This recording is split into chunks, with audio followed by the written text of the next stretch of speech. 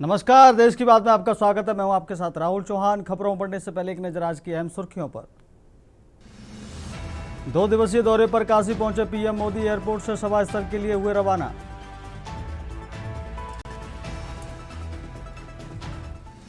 दिल्ली विधानसभा का 1 दिवसीय विशेष सत्र आज। दिल्ली सरकार ने बुलाया विधानसभा का विशेष सत्र। सीएम रेखा महिला आरक्षण को लेकर निंदा प्रस्ताव पास कराएंगी। गाजीपुर कांड पर अखिलेश का सरकार पर साधा निशाना, बोले कल हमारा डेलीगेशन जाएगा गाजीपुर में 30 अप्रैल तक धारा 163 लागू। उत्तराखंड विधानसभा में महिला आरक्षण पर हंगामा, सीएम धामी ने राहुल अखिलेश को बताया कौरव विपक्ष आक्रामक। हमीरपुर नेशनल हाईवे पर भीषण सड़क हादसा, बारात जा रही कार दुर्घटनाग्रस्त, 7 में से 4 बारातियों की मौके पर मौत।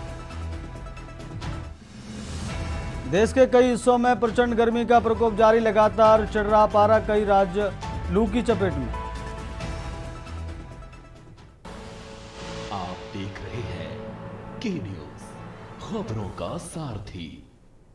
सीधा लेके चलते खबरों के विस्तार में। खबर अंबाला से है, जहां शहजादपुर में 9 मई को बड़े स्तर पर महाराणा प्रताप जयंती समारोह का आयोजित होगा। इस प्रदेश स्तरीय आयोजन के मुख्य अतिथि मुख्यमंत्री नायब सिंह सैनी होंगे। कार्यक्रम में बड़ी संख्या में मुस्लिम, राजपूत सहित समाज के विभिन्न वर्गों के लोग शामिल होंगे। आयोजन को लेकर यमुनानगर के मुस्तफाबाद में तैयारियों को लेकर हुए कार्यक्रम में शामिल मुस्लिम राजपूत समाज के लोगों ने बढ़ चढ़कर सहभागिता करने का संकल्प लिया।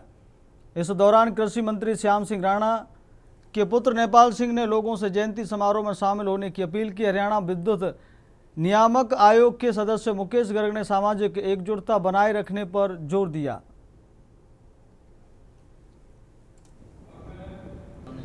गाँव मोड़ी, हल्का रादौर, जिला यमुनानगर। और मैं विश्वास दिलाना चाहता हूँ और अपने समाज की तरफ से, यानी मुस्लिम राजपूत की तरफ से और हिंदू राजपूत की, हम पूरे सहयोग और आपसी भाईचारे से वहाँ इकट्ठे सब जाएंगे। प्रताप अमर रहे। हमारे श्री श्याम सिंह राणा जी के नेतृत्व में, मंत्री जी के नेतृत्व में जो इसकी शुरुआत जो हमारे श्याम सिंह राणा जी ने की थी 9 मई महाराणा प्रताप जयंती की, उसी की शुरुआत को लेते हुए आज यहाँ इकट्ठा हुए हैं। देखिए, ये जो हिंदुस्तान है ना जी, ये इसमें मुसलमान, हिंदू, सिख का तो कोई बैटरी नहीं है। ये सारे आपस में भाई भाई हैं और एकजुट हो गए। इन्होंने जब भी कोई कुर्बानी दी, जब भी कोई लड़ाई लड़ी, इन्होंने एकजुट होकर लड़ाई लड़ी है। मिल रहा सर। देखो, हम तो कार्यकर्ता हैं और समाज के भी कार्यकर्ता हैं, पार्टी के भी कार्यकर्ता हैं। और जैसे महाराणा प्रताप की जयंती 9 मई को हर साल मनाई जाती है और अब की बार पूरे हरियाणा में जितने भी मुस्लिम राजपूत हैं वो सब बढ़ चढ़ करके इस जयंती में शामिल होंगे। और हरियाणा के 23 जिलों की बैठकें तय हुई हैं। लगभग 5-7 जिले रह गए जिनकी बैठकें अभी होनी है। 28-29 तारीख तक सारी बैठकें पूरी हो जाएंगी। मुस्लिम समाज की नहीं जी, ये महाराणा प्रताप की जो राज्य स्तरीय जयंती मनाई जा रही है 9 मई को, उसके तैयारी की दृष्टि से इस क्षेत्र की बैठक बुलाई गई थी, जिसमें राजपूत समाज के हिंदू और मुस्लिम दोनों भाइयों को बुलाया गया। रुक करते अगली खबर का। पंचकुला सेक्टर 16 के बुद्धनपुर इंदिरा गांधी कॉलोनी रोड पर एक 22 वर्षीय युवक की सर्रेरा चाकू मार कर हत्या कर दी गई। वारदात की सूचना मिलते ही डीसीपी क्राइम अमरिंदर सिंह समेत भारी पुलिस बल और सीन ऑफ क्राइम की टीमें मौके पर पहुंची। पुलिस ने इलाके की घेराबंदी कर जांच शुरू कर दी है। मृतक के भाई दीपक ने बताया कि मोहित अभी कुछ दिन पहले ही उत्तर प्रदेश से पंचकुला आया था और यहां काम की तलाश कर रहा था।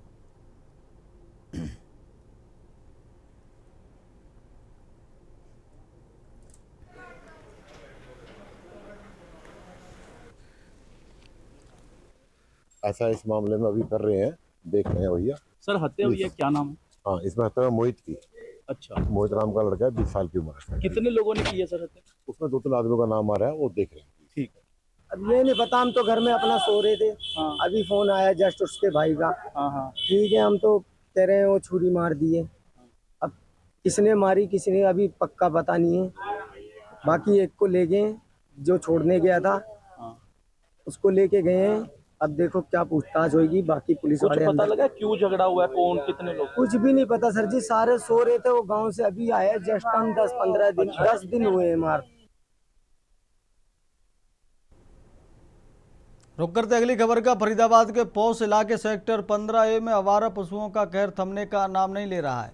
यहाँ एक गाय ने बाजार से सामान खरीदकर घर लौट रही महिला और उसकी 2 छोटी बच्चियों को अपना निशाना बनाया। महिला की सूझबूझ से एक बड़ी अनहोनी टल गई, लेकिन इस घटना ने शहर की सुरक्षा व्यवस्था पर गंभीर सवाल खड़े कर दिए हैं। सीसीटीवी फुटेज में देखा जा सकता है कि महिला अपनी 2 बच्चियों के साथ पैदल घर की ओर जा रही थी।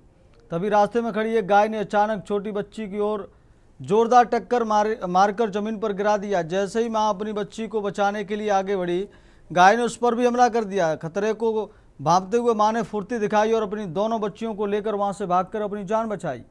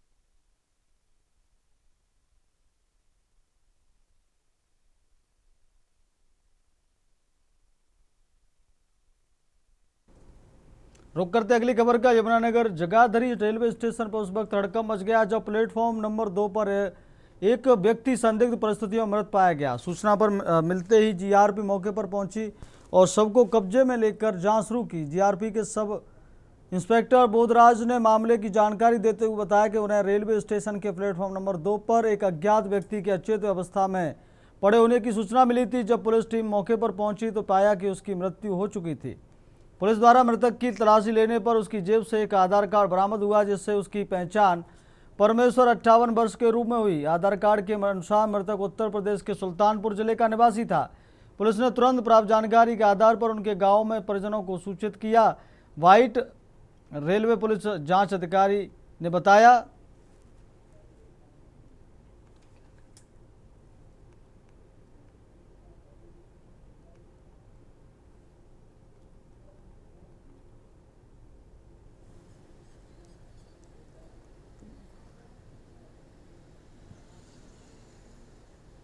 सर कल हमारे पास 11:15 बजे रात को रेलवे की मीमो आई कि एक व्यक्ति मृत अवस्था में कुदरती तौर पे PF नंबर 2-3 जीआरपी थाने के सामने पड़ा है। तो मैं और मेरा स्टाफ और पंकज SI RPM मौके पे गए थे।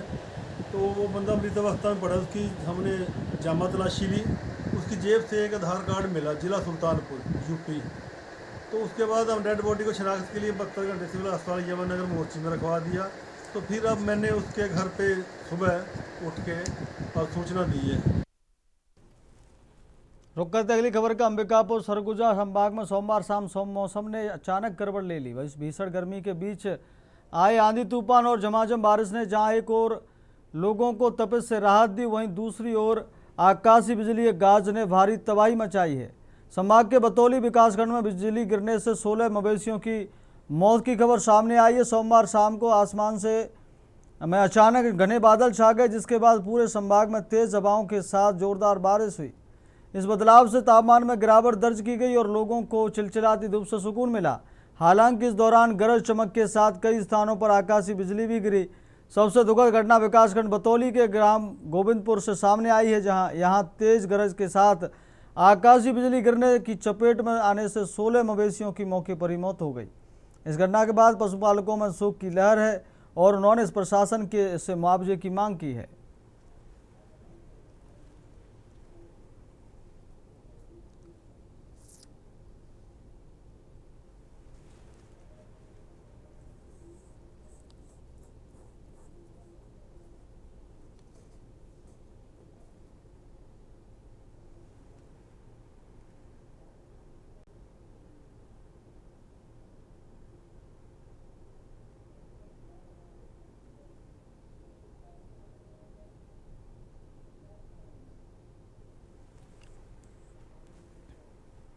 रुक करते अगली खबर का। खैरागढ़ में इंदिरा कला संगीत विश्वविद्यालय खैरागढ़ को विद्यार्थियों की सुविधा के लिए एक महत्वपूर्ण सौगात मिली है।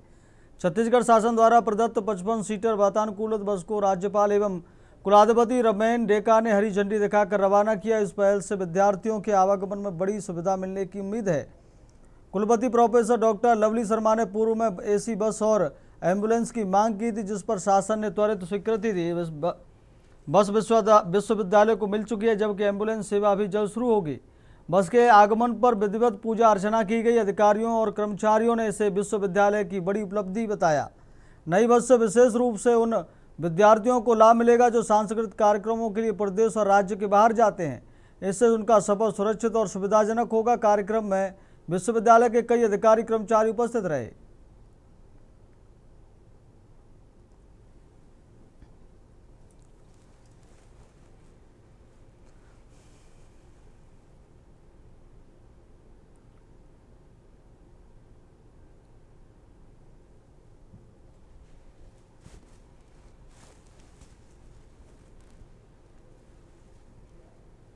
रुक करते अगली खबर का। मुरैना निवासी एक युवक पर ग्वालियर के थाटीपुर इलाके में उसके ही जीजा ने चाकू से ताबड़तोड़ 24 बार कर दिए। इस सनसनीखेज घटना का वीडियो भी सामने आया है, जिससे पूरे इलाके में दहशत फैल गई है। घायल युवक देवेंद्र रजक को गंभीर हालत में अस्पताल में भर्ती कराया गया है, जहां उसकी स्थिति चिंताजनक बनी हुई है। पुलिस ने मामले में मुख्य आरोपी कृष्णा रजक और उसके भाई सोनू को गिरफ्तार कर लिया है, जबकि पिता राम अवतार अभी फरार हैं। जानकारी के मुताबिक देवेंद्र रजक मुरैना का निवासी है और उसकी बहन की शादी 4 साल पहले ग्वालियर के मेहरा कॉलोनी निवासी कृष्णा रजक के साथ हुई थी। आरोप है कि शादी के बाद से ही ससुराल पक्ष द्वारा उसकी बहन को प्रताड़ित किया जा रहा था।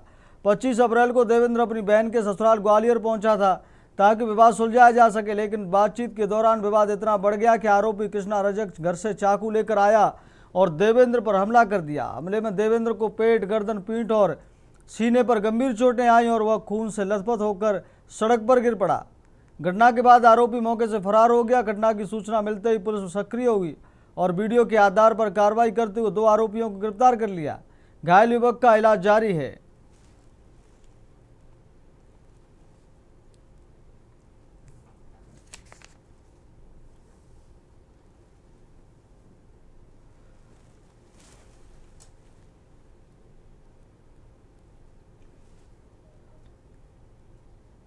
अगली खबर भोपाल से है, जहां भाजपा के प्रदेश अध्यक्ष हेमंत खंडेलवाल ने पदाधिकारियों की बैठक में पूरे प्रदेश में प्रशिक्षण वर्ग आयोजित कराने की योजना को अंतिम रूप दे दिया। उन्होंने बताया कि 1 से 30 मई तक पूरे प्रदेश में प्रशिक्षण वर्ग आयोजित कर कार्यकर्ताओं को प्रशिक्षित किया जाएगा। प्रशिक्षण वर्ग में 11 अलग अलग बिंदुओं का प्रशिक्षण देते हुए कार्यकर्ताओं को संगठनात्मक मजबूती का गुरु मंत्र दिया जाएगा।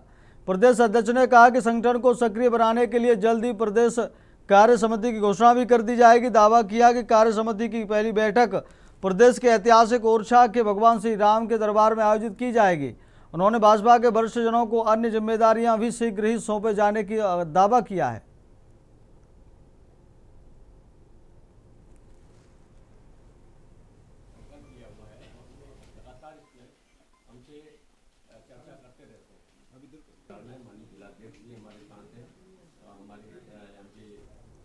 रुक करते हैं अगली खबर का। झारखंड के हजारीबाग से स्वास्थ्य व्यवस्था को लेकर बड़ा विवाद सामने आया है। समाजसेवी अभिषेक कुमार ने हजारीबाग सदर अस्पताल की बदहाल स्थिति पर सवाल उठाते हुए सांसद प्रतिनिधि रंजन चौधरी पर गंभीर आरोप लगाए हैं।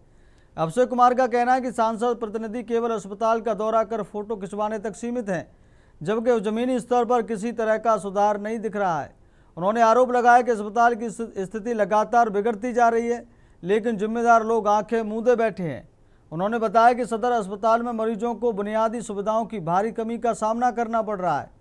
ना तो एसी की उचित व्यवस्था है, ना ही पंखे ठीक से काम कर रहे हैं। और साफ सफाई की स्थिति भी संतोषजनक नहीं है।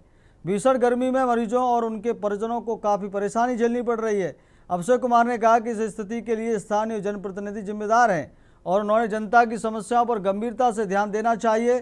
साथ ही उन्होंने सांसद प्रतिनिधि पर आरोप लगाया कि वे केवल प्रचार और फोटो ऑपरेशनों में व्यस्त रहते हैं। उन्होंने यह भी सवाल उठाया कि स्वास्थ्य सेवाओं के लिए मिलने वाले फंड का सही उपयोग क्यों नहीं हो रहा है। अगर योजनाओं को ठीक से लागू किया जाए तो अस्पताल की व्यवस्था सुधर सकती है और मरीजों को राहत मिल सकती है। अक्षय कुमार ने प्रशासन और जनप्रतिनिधियों से मांग की है कि सदर अस्पताल में तुरंत एसी, पंखा, स्वच्छ पेयजल और साफ सफाई की समुचित व्यवस्था सुनिश्चित की जाए ताकि मरीजों को बेहतर इलाज मिल सके।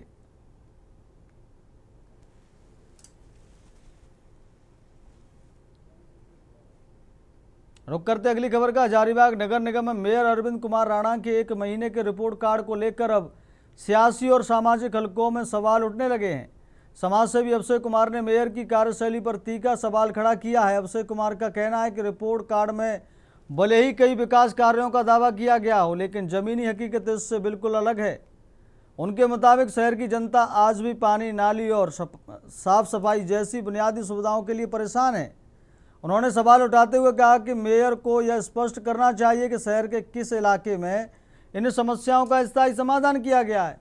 अक्षय कुमार ने आरोप लगाया कि नगर निगम क्षेत्र के कई मोहल्लों में स्वच्छ पेयजल की गंभीर समस्या बनी हुई है। इसके साथ ही उन्होंने कहा कि नालियों की नियमित सफाई नहीं होने से कई जगहों पर जल भराव की और गंदगी की स्थिति बनी रहती है, जिससे स्थानीय लोग परेशान हैं। वहीं कई इलाके में कचरे का ढेर लगा रहता, समय पर उठाव नहीं होने से दुर्गंध और मच्छरों का खतरा भी बढ़ गया है। अक्षय कुमार ने यह भी कहा कि केवल रिपोर्ट कार्ड पेश करने से शहर की स्थिति नहीं बदलती, बल्कि जमीनी स्तर पर काम करने से बदलती है। उन्होंने नगर निगम प्रशासन से अपील की पानी की व्यवस्था, नाली साफ सफाई और कचरा प्रबंधन को प्राथमिकता दी जाए।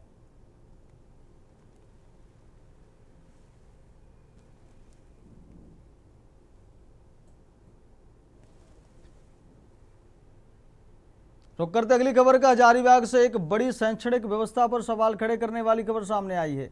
पचड़ा पंचायत के मुखिया सह हजारीबाग जिला कांग्रेस कमेटी के महासचिव महेश प्रसाद साव ने उत्क्रमित मध्य विद्यालय पचड़ा का औचक निरीक्षण किया। निरीक्षण के दौरान उन्होंने कई अनियमितताएं पाए जाने का दावा किया है। महेश प्रसाद साव के अनुसार स्कूल में रसोइया काम करने के बजाय बैठे हुए मिले, जबकि कक्षा 6 की 2 छात्राओं से सब्जी कटवाए जाने का मामला सामने आया। इस स्थिति को गंभीरता बताते हुए मुखिया ने स्कूल के प्रधानाध्यापक दुखहरण महतो को मौके पर बुलाकर फटकार लगाई और रसोइयों को भी सख्त हिदायत दी। उन्होंने साफ कहा कि भविष्य में बच्चों से किसी भी तरह का गैर शैक्षणिक कार्य नहीं कराया जाना चाहिए। महेश प्रसाद साहू ने इस मामले की जानकारी शिक्षा विभाग के वरिष्ठ अधिकारियों को देने की बात कही है और दोषियों पर कार्रवाई की मांग की है।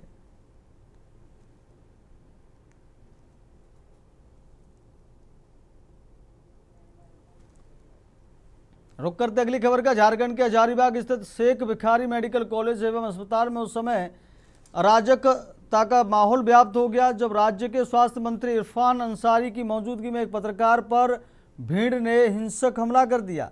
इस हमले में एक चैनल के संवाददाता आशीष साव गंभीर रूप से घायल हो गए। घटना की शुरुआत हजारीबाग के पोता गांव से हुई, जहां 3 लोगों के शव मिलने के बाद इलाके में सनसनी फैल गई थी।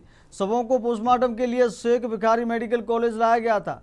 मृतकों के परिजनों को सांत्वना देने और स्थिति का जायजा लेने के लिए स्वास्थ्य मंत्री इरफान अंसारी अस्पताल पहुंचे थे। फिलहाल घायल पत्रकार का उपचार चल रहा है और पुलिस मामले की छानबीन में जुटी है।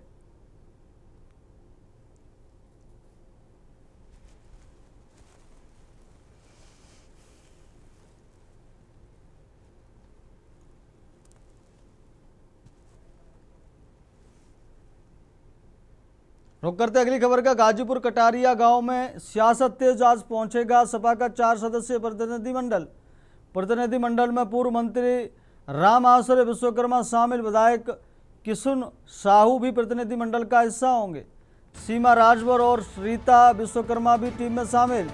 मृतका के परिजनों से करेगा मुलाकात, मामले को लेकर राजनीतिक हलचल तेज। तो आज गाजीपुर में सपा का डेलीगेशन पहुंचेगा। प्रतिनिधिमंडल 4 सदस्यीय टीम पहुंचेगी। विधायक किशनु साहू और प्रतिनिधिमंडल का हिस्सा होंगे। विधायक किशनु साहू भी प्रतिनिधिमंडल का हिस्सा होंगे। गाजीपुर आज 4 सदस्यीय डेलीगेशन पहुंचेगा। सीमा राजभर और रीता विश्वकर्मा भी टीम में शामिल। मृतका के परिजनों से करेगा मुलाकात। मामले को लेकर राजनीतिक हलचल तेज। गाजीपुर से इस वक्त की बड़ी खबर आपको बता रहे हैं। कटारिया गांव में सियासत तेज। आज पहुंचेगा सपा का 4 सदस्यीय प्रतिनिधिमंडल। पुलिस शासन अलर्ट। प्रतिनिधिमंडल में पूर्व मंत्री राम आश्रय विश्वकर्मा होंगे शामिल। विधायक किशनु साहू भी प्रतिनिधिमंडल का हिस्सा। विधायक किशनु साहू भी प्रतिनिधिमंडल का हिस्सा होंगे। कटारिया गांव में भारी पुलिस बल तैनात किया गया है। सीमा राजभर और रीता विश्वकर्मा भी टीम में शामिल। मृतका के परिजनों से करेगा मुलाकात।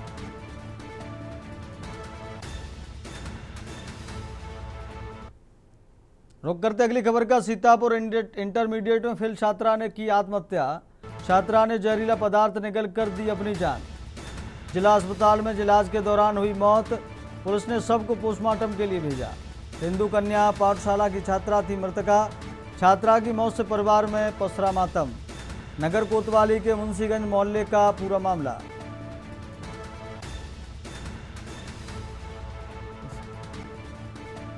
सीतापुर से इस वक्त की बड़ी खबर आपको बता रहे हैं। एक छात्रा फेल हो जाने के कारण उसने अपनी जीवन लीला समाप्त कर ली है। हिंदू कन्या पाठशाला की छात्रा है। छात्रा की मौत से परिवार में मातम पसर गया।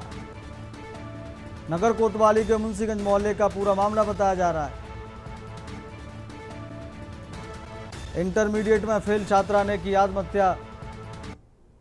रुक करते अगली खबर का। खबर लखनऊ से। संजय सिंह ने प्रेस कॉन्फ्रेंस में स्मार्ट मीटर और विभिन्न राजनीतिक मुद्दों को लेकर सरकार पर निशाना साधा। उन्होंने कहा कि गर्मी के मौसम में जनता स्मार्ट मीटर की लूट से परेशान है और इसे स्मार्ट मीटर नहीं स्मार्ट चीटर बताया।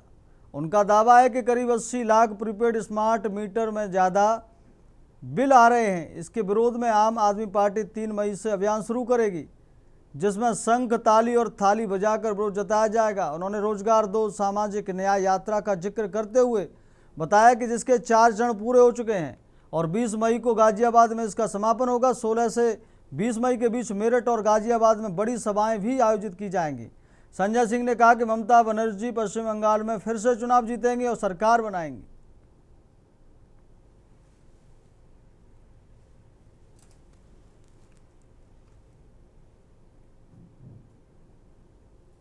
पूरे उत्तर प्रदेश की जनता इस वक्त भीषण गर्मी से परेशान है। भीषण गर्मी में हो रही बिजली कटौती से परेशान है और स्मार्ट मीटर की लूट से परेशान है। स्मार्ट मीटर के नाम पर पूरे उत्तर प्रदेश में जनता की जेब लूटी जा रही है। जिन घरों में 1500 रुपए बिल आता था, वहां 6000-7000 रुपए बिल आ रहा है। रुक करते अगली खबर का। हरदोई में न्यू सनवीम पब्लिक स्कूल के प्रधानाचार्य और प्रबंधक के खिलाफ FIR दर्ज की गई है। यह कार्रवाई BS बेसिक शिक्षा अधिकारी के निर्देश पर की गई। मामला स्कूल परिसर में एक छात्रा की मां के साथ कथित अभद्रता और बेइज्जती से जुड़ा है, जिसका वीडियो सोशल मीडिया पर वायरल हुआ था। वायरल वीडियो के संज्ञान में आने के बाद मामले की जांच के लिए 3 सदस्यीय टीम गठित की गई थी। जांच में आरोप सही पाए जाने पर संबंधित प्रधानाचार्य और प्रबंधक के खिलाफ मुकदमा दर्ज कर लिया गया है। फिलहाल पुलिस मामले की जांच में जुटी है और आगे की कार्रवाई की जा रही है।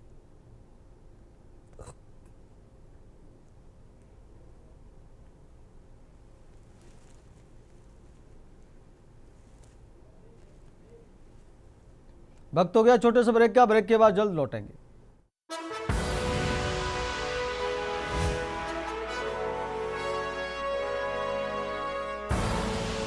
आप देख रहे हैं के न्यूज़, खबरों का सारथी। ब्रेक के बाद आपका फिर बहुत स्वागत है। देश की बात में रुक कर लेते हैं खबरों का। रायबरेली के लालगंज कोतवाली क्षेत्र के बोलोली के पास बाइक सवार बदमाशों ने पत्रकार अभिषेक वाजपेयी पर जानलेवा हमला कर सनसनी फैला दी है। हमलावरों ने बेहद शांतिराना तरीके से पत्रकार को फोन कर किसी खबर के सिलसिले से बुलाया और फिर उन पर टूट पड़े। जानकारी के अनुसार पत्रकार अभिषेक वाजपेयी को हमलावरों ने फोन कर खबर कवर करने के बहाने बोलोली के पास बुलाया था। जैसे ही अभिषेक वहां पहुंचे तो घात लगाकर बैठे बाइक सवार बदमाशों ने उन्हें घेर लिया। हमलावरों ने लोहे की रॉड और केबल से उन पर ताबड़तोड़ हमला कर दिया। दबंगों की इस पिटाई से पत्रकार अभिषेक वाजपेयी खून से लथपथ होकर वहीं गिर पड़े। वारदात को अंजाम देने के बाद हमलावर उन्हें जान से मारने की धमकी देते हुए मौके से फरार हो गए। स्थानीय लोगों की मदद से गंभीर रूप से घायल पत्रकार को सामुदायिक स्वास्थ्य केंद्र CSC ले जाया गया, जहां प्राथमिक उपचार के बाद उनकी नाजुक हालत को देखते हुए डॉक्टरों ने उन्हें जिला अस्पताल रेफर कर दिया है।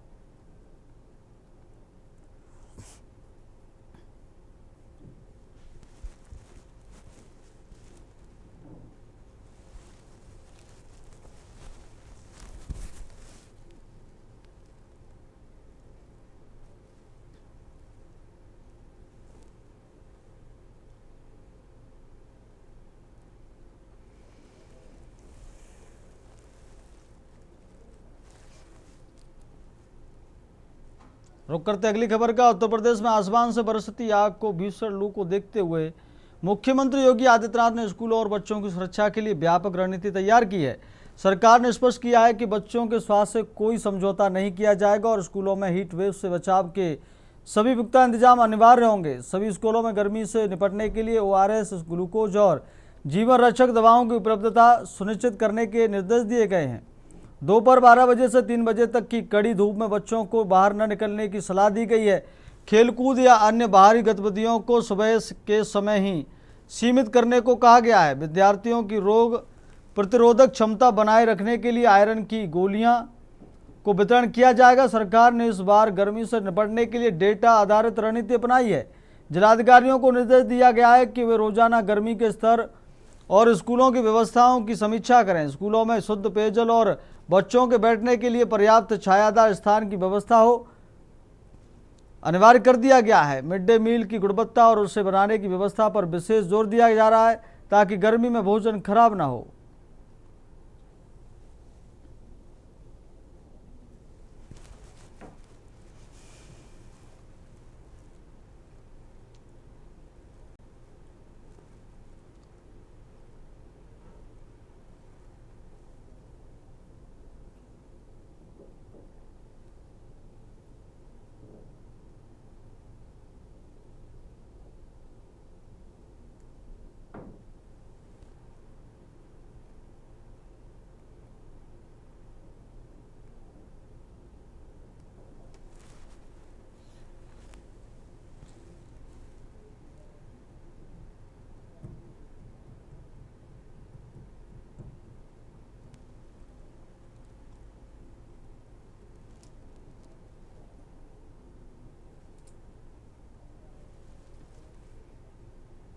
रुक करते अगली खबर का। संभल जनपद के धनारी थाना क्षेत्र से एक ठगी का एक बड़ा और सनसनीखेज मामला सामने आया है, जहां केस से नाम निकलवाने और धाराएं हटवाने के झांसा देकर एक व्यक्ति से लाखों रुपए की ठगी की गई।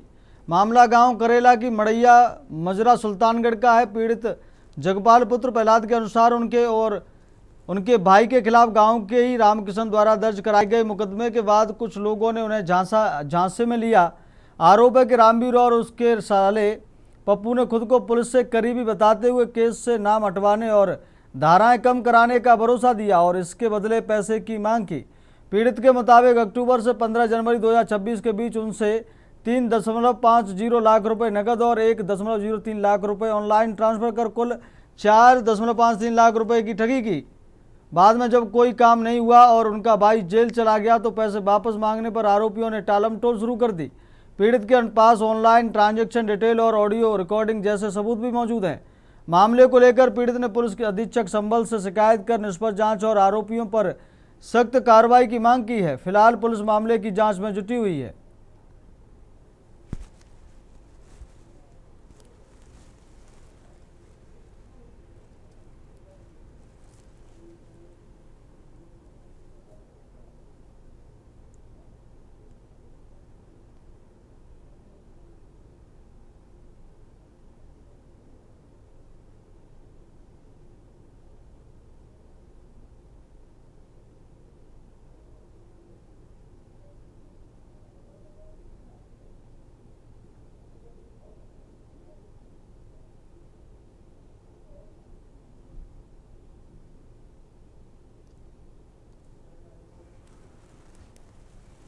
रुक करते अगली खबर का अयोध्या से बड़ी धार्मिक और प्रशासनिक खबर सामने आ रही है, जहां राम मंदिर परिसर में एक महत्वपूर्ण आयोजन की तैयारियां अंतिम चरण में है। जानकारी के मुताबिक राम मंदिर के परकोटे में बने भगवान शिव मंदिर के शिखर पर 29 अप्रैल की शाम 5 बजे ध्वजारोहण किया जाएगा।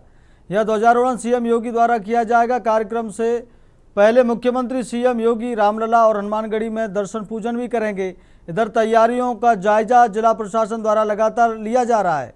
डीएम शशांक त्रिपाठी और एसएसपी डॉक्टर गौरव ग्रोवर ने एयरपोर्ट, रामकथा पार्क, हेलीपैड सहित कई महत्वपूर्ण स्थलों का निरीक्षण किया और सभी विभागों को समय से पहले तैयारियां पूरे करने के निर्देश दिए हैं। कार्यक्रम के दौरान अयोध्या धाम में सुरक्षा और यातायात व्यवस्था को देखते हुए रूट डायवर्जन भी लागू रहेगा। इस आयोजन में भाजपा जनप्रतिनिधियों और राष्ट्रीय स्वसेवक संघ के करीब 700 स्थानीय कार्यकर्ताओं की भी भागीदारी रहेगी। मुख्यमंत्री इस दौरान एक जनसभा को भी संबोधित करेंगे।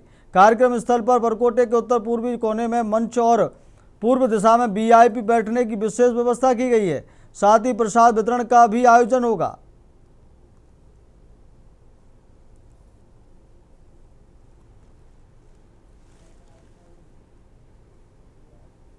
रुक करते अगली खबर का अमरोहा जनपद के थाना नौगवा सादात क्षेत्र के अंतर्गत आने वाले गांव अलीपुरा कला में उस समय हड़कंप मच गया जब एक गन्ने के खेत में तेंदुए के शावक जैसा दिखने वाला एक संदिग्ध शव बरामद हुआ। शव मिलने की खबर जंगल में आग की तरफ फैल गई, जिसके बाद मौके पर ग्रामीणों की भारी भीड़ जमा हो गई।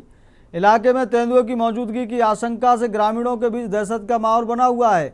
जानकारी के अनुसार ग्रामीण जब अपने खेतों की ओर गए थे तब उन्हें गन्ने के झुरमुट में एक जानवर का शव दिखाई दिया। उसकी खाल और बनावट बिल्कुल तेंदुए के बच्चे की जैसी नजर आ रही थी। ग्रामीणों ने तत्काल इसकी सूचना स्थानीय पुलिस और वन विभाग को दी। वन विभाग की कार्रवाई और स्पष्टीकरण सूचना मिलते ही वन विभाग की टीम दल बल के साथ मौके पर पहुंची और इस घटनास्थल का निरीक्षण किया।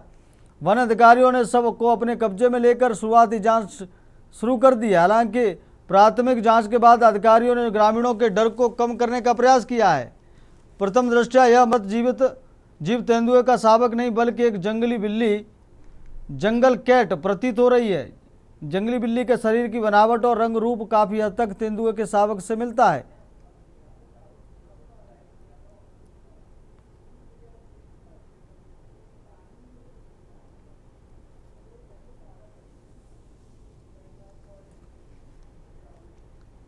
रुक करते अगली खबर का उत्तर प्रदेश में पड़ रही भीषण गर्मी और 45 डिग्री के पार जाते पारे के बीच कानपुर नगर ने शहर के बेजुबान जानवरों को राहत देने के लिए एक बड़ी मानवीय पहल शुरू की है। महापौर प्रमिला पांडे के नेतृत्व में नगर निगम ने पशु प्रेमी और पार्षदों के सहयोग से शहर के विभिन्न हिस्सों में पानी की नादों के वितरण और स्थापना का छेड़ दिया है। आपको बता दें कि अक्सर देखा जाता है कि गर्मियों में नगर निगम का पूरा ध्यान केवल आवारा मवेशियों के प्रबंधन पर रहता है, लेकिन इस बार नगर निगम ने उनकी मूलभूत जरूरतों विशेषकर पेयजल पर ध्यान केंद्रित किया है। अभियान का मुख्य उद्देश्य गली मोहल्लों में भटकने वाले आवारा कुत्तों, गायों और अन्य पशुओं को पानी उपलब्ध कराना है ताकि वे हीट वेव और डिहाइड्रेशन का शिकार ना हो।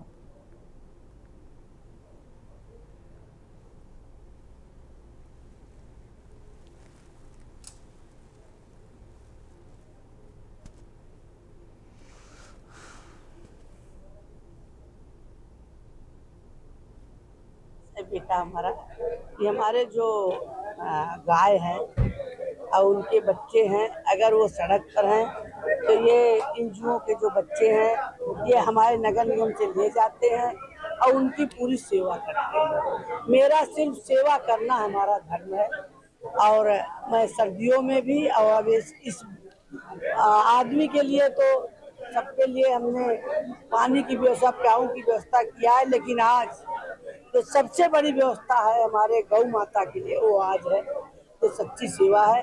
मैं अपने डॉक्टर साहब को तहे दिल से धन्यवाद देना चाहती हूँ। रुक करते अगली खबर का एटा जनपद के कोतवाली नगर क्षेत्र के अंतर्गत आने वाले मोहल्ला एमपी नगर में मंगलवार को तो सनसनी फैल गई जब एक युवक का शव संदिग्ध परिस्थितियों में घर के अंदर फंदे से लटका मिला। घटना के बाद परिवार में कोहरा मच गया है। सूचना पर पहुंची पुलिस और फील्ड यूनिट के साक्ष्य जुटाकर शव को पोस्टमार्टम के लिए भेजा।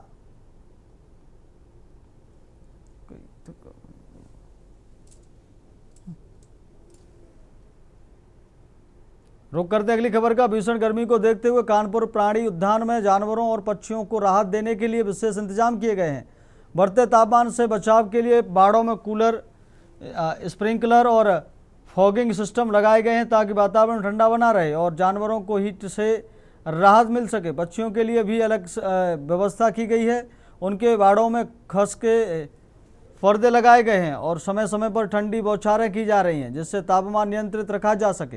प्रबंधन ने जानवरों की डाइट में भी बदलाव किया है। अधिक मात्रा में फल, ORS और ठंडे प्रभाव वाले खाद्य पदार्थ दिए जा रहे हैं ताकि उनके शरीर में पानी की कमी ना हो और वे स्वस्थ रहें। प्राणी उद्यान प्रशासन का कहना है कि जैसे जैसे तापमान और बढ़ेगा वैसे वैसे व्यवस्थाओं को और मजबूत किया जाएगा ताकि किसी भी जानवर या पक्षी पर गर्मी का असर न पड़े।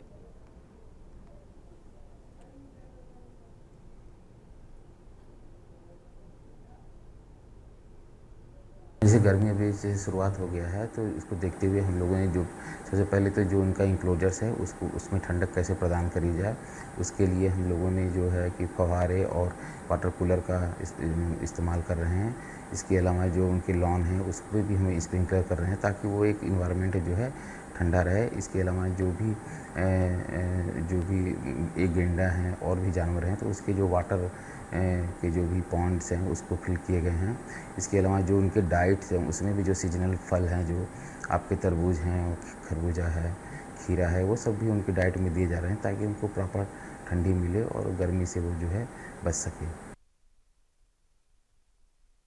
रुक करते अगली खबर का। मैनपुरी में तेज रफ्तार कार का कहर देखने को मिला है। एक बेकाबू कार ने बाइक सवारों को जोरदार टक्कर मार दी जिसमें एक महिला समेत 3 लोगों की मौके पर ही दर्दनाक मौत हो गई।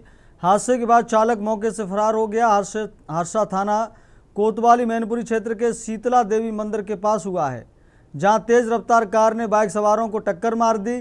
टक्कर इतनी भीषण थी कि बाइक सवार तीनों लोगों ने मौके पर ही दम तोड़ दिया। मृतकों में एक महिला भी शामिल है। सूचना मिलते ही पुलिस मौके पर पहुंची और शवों को कब्जे में लेकर पोस्टमार्टम के लिए भेज दिया है।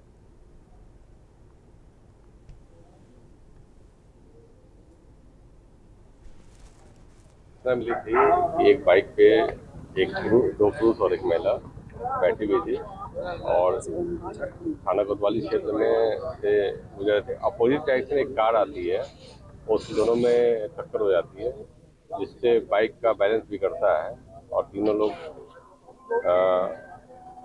एक्सीडेंट होकर गिर जाते हैं जिससे सिर पे भी चोट लगती है।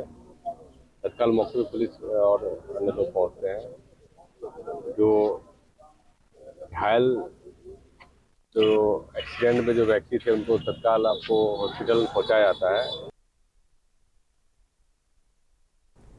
रुक करते अगली खबर का। कानपुर शहर की सड़कों पर छाया अंधेरा और अधिकारियों की उदासीनता से आक्रोशित होकर कानपुर के पार्षदों ने जोन 5 कार्यालय में जोरदार प्रदर्शन किया। पार्षदों ने न केवल काम ठप कराया बल्कि जूनियर इंजीनियर की टेबल पर बैठकर नगर निगम प्रशासन के खिलाफ जमकर नारेबाजी की। प्रदर्शनकारी पार्षदों ने मार्ग प्रकाश विभाग पर गंभीर आरोप लगाते हुए कहा कि पिछले 1 साल से उनके वार्डों के लिए लाइट, तार या अन्य संबंधित सामग्री उपलब्ध नहीं कराई गई है। शिकायत करने के बावजूद नगर आयुक्त और उच्च अधिकारी इस समस्या पर कोई ध्यान नहीं दे रहे हैं। जनता के बीच पार्षदों को जवाब देना भारी पड़ रहा है क्योंकि स्ट्रीट लाइटें खराब पड़ी हैं। पार्षदों ने विभाग के कर्मचारियों की कार्यप्रणाली पर भी सवाल उठाए। उनका आरोप है कि मार्ग प्रकाश विभाग के कर्मचारी बिना ड्यूटी पर आए ही अपनी हाजिरी लगा रहे हैं। अधिकारियों की मिलीभगत से यह खेल लंबे समय से चल रहा है जिससे वार्डों में मेंटेनेंस का काम पूरी तरह ठप है।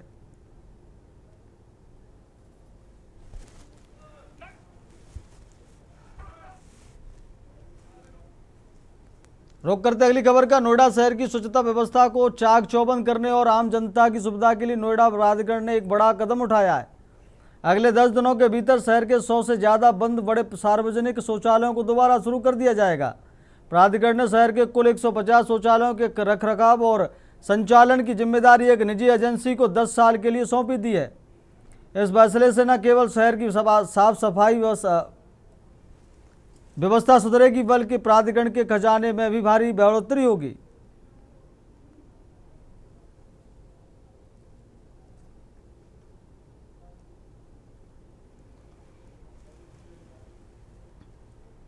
रुक करते अगली खबर का। खबर बदायूं से, जहां इस्लाम नगर में इलाज के दौरान गर्भवती महिला की मौके पर मौत होने के बाद परिजनों ने हंगामा करते हुए डॉक्टरों की लापरवाही से मरीज की मौत होने का आरोप लगाया। गर्भवती महिला की तबीयत बिगड़ने पर परिजनों ने उसे इलाज के लिए मौर्य हेल्थ केयर सेंटर पहुंचाया था, जहां अल्ट्रासाउंड कराने के बाद डॉक्टरों ने गर्भस्थ शिशु की हालत खराब बताते हुए गर्भपात कराने का जरूरी बताया। अस्पताल प्रबंधन ने थाना क्षेत्र के नगला 12 निवासी परिजनों की सहमति से 60 रुपये गर्भपात का जिम्मा लिया। आरोप है कि गर्भपात प्रक्रिया को बीच में रोककर पेमेंट का दबाव बनाया जाने लगा। बाद में पीड़ित महिला को दूसरे अस्पताल में रेफर कर दिया गया। इसी के बाद महिला की मौत हो गई।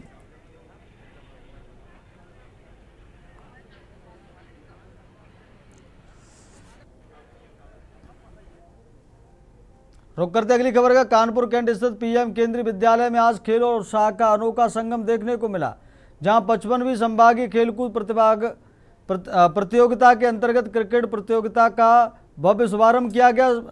मशाल जलाकर इस प्रतियोगिता की शुरुआत की, जिसमें लखनऊ संभाग के विभिन्न केंद्रीय विद्यालयों से आए 249 छात्र, खिलाड़ी और 30 अनुरक्षक हिस्सा ले रहे हैं। हमारे खिलाड़ी पूरी ऊर्जा और अनुशासन के साथ खेलेंगे और निश्चित रूप से यह प्रतियोगिता प्रतिभाओं को निखारने का मंच बनेगी। प्रतियोगिता के तरह अंडर 14 वर्ग में रोमांचक मुकाबले भी देखने को मिलेंगे। पीएम केंद्रीय विद्यालय अलीगंज प्रथम पाली ने सीतापुर प्रथम पाली को 8 विकेट से हराकर शानदार जीत दर्ज की। वहीं दूसरे मुकाबले में केंद्रीय विद्यालय चकेरी नंबर 1 में ने शाहजहांपुर ओसीएफ को हराकर अपनी जीत का परचम लहराया। कुल मिलाकर कानपुर कैंट का यह मैदान इन दिनों क्रिकेट के जुनून से सरोबार है, जहां हर खिलाड़ी जीत के जज्बे के साथ मैदान में उतर रहा है और आने वाले दिनों में और भी रोमांचक मुकाबलों की उम्मीद की जा रही है। हम ये कहना चाहेंगे कि हमारी टीम पिछली बार खेलने आए थे रीजनल बाराबंकी में, तो हम गोल्ड मेडलिस्ट थे और अब की बार से हम लोग आए हैं तो यहाँ पर पहला मैच हम लोग का हुआ था अलीगंज से और हम लोग चाहते हैं कि अब की बार से भी गोल्ड मेडल हासिल करें। हमारी टीम सीतापुर से आई हुई है, यूपी में है जो कि, और हमारे फर्स्ट मैच जैसे अलीगंज फर्स्ट पोल वाली टीम्स में है। हम लोग पिछली बार फर्स्ट मेडलिस्ट रहे थे और हम लोग इस बार भी फर्स्ट मेडलिस्ट रहेंगे। अच्छा, अभी सीतापुर, अलीगंज, कानपुर कैंट, कानपुर आईआईटी कानपुर 8 टीमें हैं पूरी मिला के। जी हाँ, हम केंद्रीय पीएम श्री केंद्रीय विद्यालय चकेरी 1 से आए हैं और हमारे साथ 8 टीमें पार्टिसिपेट कर रही हैं। अच्छा, क्या तैयारी कर रखी है आपकी टीमों ने? मतलब कैसे फाइनल इतना पहुँचेंगे और किस तरह से दूसरी टीम को करेंगे? मोस्ट ऑफ द टाइम हम लोग अपना बेस्ट ही देने की कोशिश कर रहे हैं, बाकी सारी टीम अपना अच्छा ही कर रही हैं। अगली खबर का रुख करते हैं। सुल्तानपुर में पूर्वांचल एक्सप्रेसवे पर मंगलवार सुबह एक बड़ा सड़क हादसा हो गया, जब लुधियाना से आजमगढ़ जा रही एक प्राइवेट बस अनियंत्रित होकर पलट गई। हादसा बलदरिया थाना क्षेत्र में माइलस्टोन 108 के पास सुबह करीब 6 बजे हुआ। इस दुर्घटना में बस में सवार करीब 34 यात्री घायल हो गए। हादसे की जानकारी मिलते ही जिला प्रशासन और पुलिस टीम मौके पर पहुंची। घायलों को तत्काल एम्बुलेंस की मदद से कुरेभार सामुदायिक स्वास्थ्य केंद्र ले जाया गया, जहां प्राथमिक उपचार के बाद गंभीर रूप से घायल 12 लोगों का जिला मेडिकल कॉलेज रेफर किया गया। इनमें से 4 की हालत नाजुक होने पर उन्हें बेहतर इलाज के लिए लखनऊ भेजा गया है। एक प्राइवेट बस जो लुधियाना से आ रही थी, वो पूर्वांचल एक्सप्रेस में हमारे बल्दीराई तहसील में जो 108 नंबर पर हमारा एक्सप्रेस वे का है उसके पास पलट गई। ये 6 बजे के करीब की घटना है। जिला प्रशासन द्वारा तुरंत सारे जितने भी हमारे इमरजेंसी रिस्पॉन्स है उसको पहुँचाया गया। वहाँ पे एम्बुलेंस सारी पहुँच गई और जितने इंजर्ड थे 34 इंजर्ड को हमने कूड़ेबार जो हमारी CHC है वहाँ रेफ़र किया। वहाँ डॉक्टर्स ने उनको अटेंड किया और एक क्रिटिकल पेशेंट है जिसमें बच्ची है 5 साल की, जिसको हम लोग अपना मेडिकल कॉलेज में लेके आए हैं।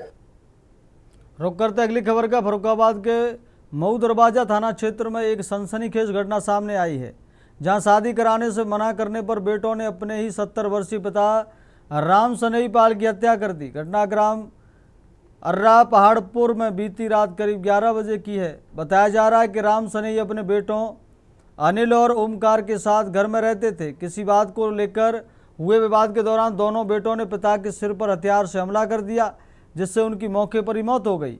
सूचना मिलते ही पुलिस मौके पर पहुंची और जांच शुरू की। पुलिस ने मौके से बड़े बेटे ओमकार को हिरासत में ले लिया है, जबकि मामले में पूछताछ जारी है। फील्ड यूनिट ने घटनास्थल से साक्ष्य जुटाए हैं और सबको पोस्टमार्टम के लिए भेज दिया गया है। थाना माऊ दरवाजा के अंतर्गत हमें पीआरबी से सूचना प्राप्त हुई कि अर्रा पहाड़पुर में एक व्यक्ति हैं, उनका नाम है राम स्नेही। उनकी उम्र करीब 70 वर्ष। उनकी हत्या उनके बेटे अनिल एवं ओमकार द्वारा कर दी गई। मौके पे थाना माऊ दरवाजा के थानाध्यक्ष और पुलिस टीम पहुंच के शव को अपने हिरासत में लेते हुए फील्ड यूनिट को बुलाया गया है और पंचायतनामा की कार्रवाई की जा रही है। रुक करते अगली खबर का। एटा के मेडिकल कॉलेज में लापरवाही के आरोपों को लेकर मामला चर्चा में है। सड़क हादसे में घायल 6 वर्षीय मासूम को जबरन डिस्चार्ज किए जाने का आरोप परिजनों ने लगाया है। उनका कहना है कि बच्चे की हालत में अभी भी सुधार नहीं हुआ है, फिर भी अस्पताल प्रशासन उसे घर भेजने की बात कर रहा है। जानकारी के अनुसार फिरोजाबाद का मासूम सौरभ 3 दिन पहले अज्ञात वाहन की चपेट में आकर घायल हो गया था। हादसे के बाद पुलिस ने दोनों को मेडिकल में भर्ती कराया था। परिजनों का कहना है कि जहां पिता का ऑपरेशन शुक्रवार को होना है, वहीं बच्चे की हालत गंभीर होने से बावजूद उसे डिस्चार्ज किया जा रहा है। मामले को लेकर परिजनों में भारी आक्रोश है और उन्होंने स्वास्थ्य विभाग की कार्यशैली पर सवाल उठाते हुए कहा कि उसकी कोई सुनवाई नहीं हो रही है।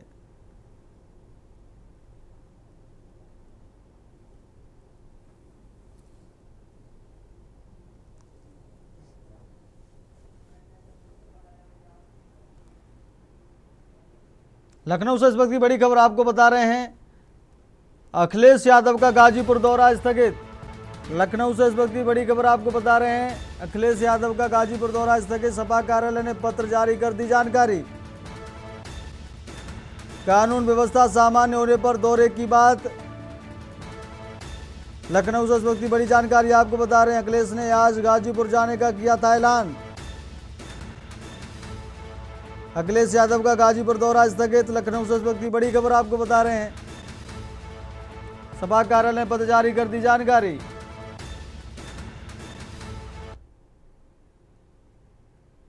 रुक करते अगली खबर का। हल्द्वानी में वरिष्ठ नागरिक कल्याण परिषद द्वारा पहली बार वरिष्ठ नागरिकों के लिए 2 दिवसीय वरिष्ठ नागरिक सम्मान एवं खेल समारोह का आयोजन किया जा रहा है। इसमें मुख्यमंत्री पुष्कर सिंह धामी शामिल होंगे। दायित्वधारी नवीन वर्मा ने बताया कि 29 और 30 अप्रैल को 2 दिवसीय कार्यक्रम आयोजित होंगे और 30 अप्रैल को मेडिकल कॉलेज सभागार में सम्मान समारोह होगा, जिसमें वरिष्ठ नागरिकों को मुख्यमंत्री पुष्कर सिंह धामी सम्मानित करेंगे।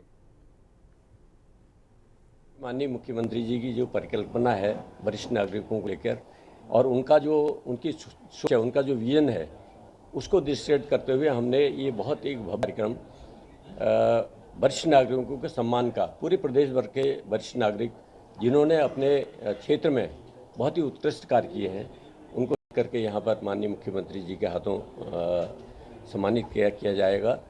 और ये मुख्यमंत्री जी की सोच है कि उनका कह के हम अपने वरिष्ठ लोगों को स्वास्थ्य, उनका सम्मान और उनकी सुरक्षा, इन 3 चीज़ों को दृष्टिगत करते हुए हम लोग, जैसे हम 4 दायित्वधारी हैं प्रदेश में वरिष्ठ नागरिकों के, उनको हमें जिम्मेदारी दी गई है।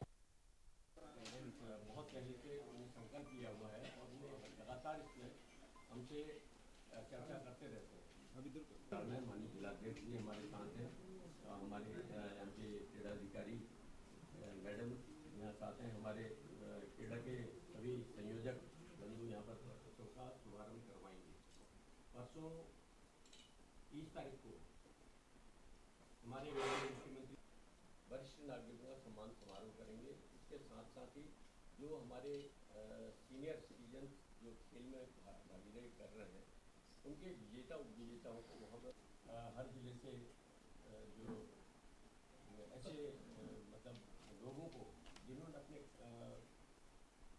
इसके पूरे जीवन काल में और जो अब भी निरंतर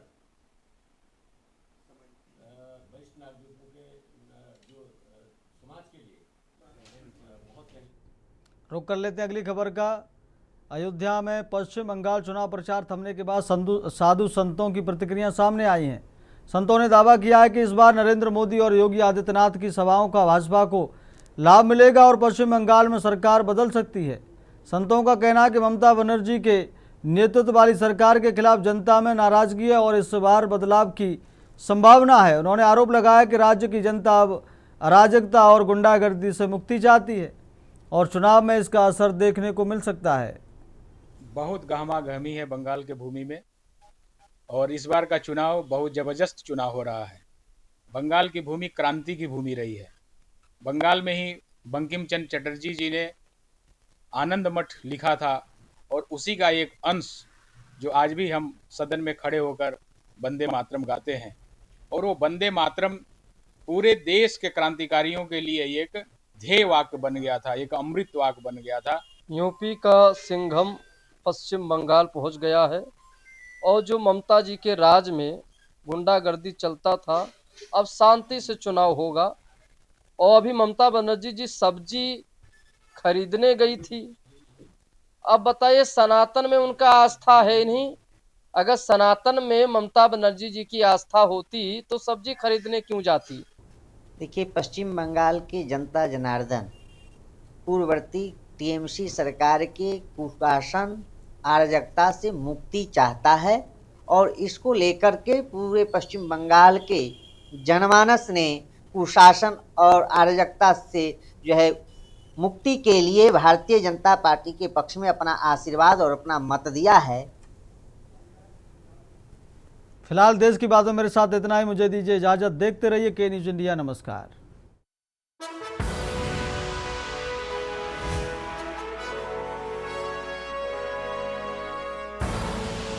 आप देख रहे हैं के न्यूज, खबरों का सारथी।